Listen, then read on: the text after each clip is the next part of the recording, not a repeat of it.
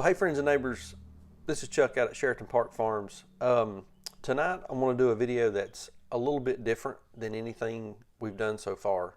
Hard to tell since we've only got just a few videos out, but this is different than than the other videos that we posted.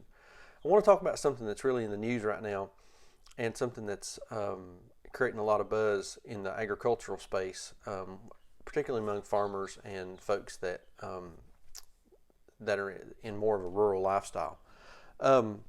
Video surfaced yesterday, I think it was February the 17th of 2020, where former New York Mayor and presidential candidate Michael Bloomberg makes some somewhat disparaging remarks about farmers and the intellectual ability of farmers. And the first thing I want to say, a disclaimer on this video, is that this is not a political post at all. I want to address what Bloomberg said in terms of the greater attitude I think a lot of folks have towards farmers and folks that farm and work the land.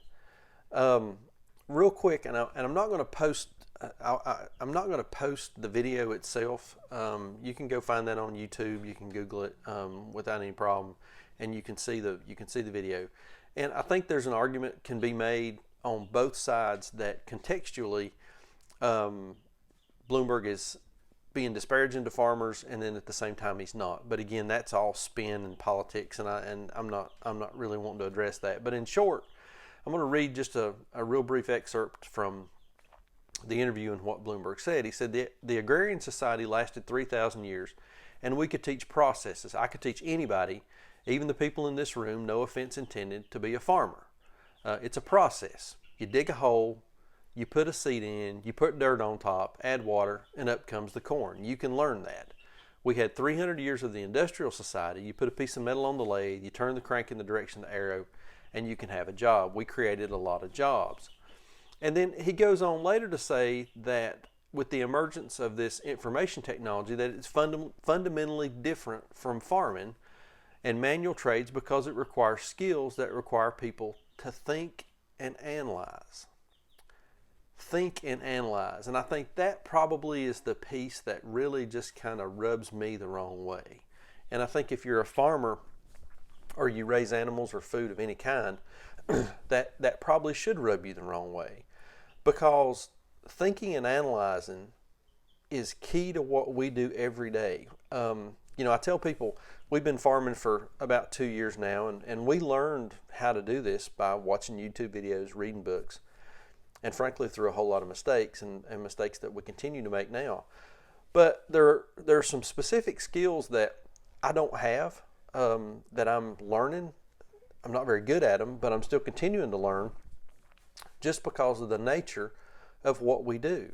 I've had to learn to be a carpenter, an electrician, a plumber, a vet, a chemist, a mechanic, even an engineer. And if you think about farming in today's society, in the 21st century, there are a lot of technical skills in terms of information technology that you have to have. I've learned how to design a web page. I didn't know how to design a web page, and that's all been related to the farm and being able to get our farm's message out to folks in the general public. And we've had to learn to be a social media influencer. We've developed and managed a Facebook page, an Instagram page, and now we're doing this YouTube thing, again, to really spread our message and share with folks exactly what it is that we do.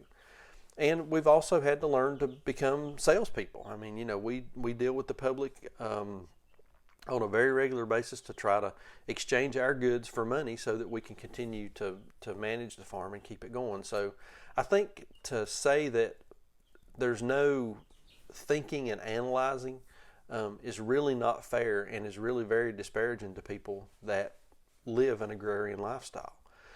And granted, there's been a lot of a rural brain drain, as Joel Salatin calls it, over the past few decades. We encourage the best and brightest to go to college, further their education, and do something, technical or professional with their lives.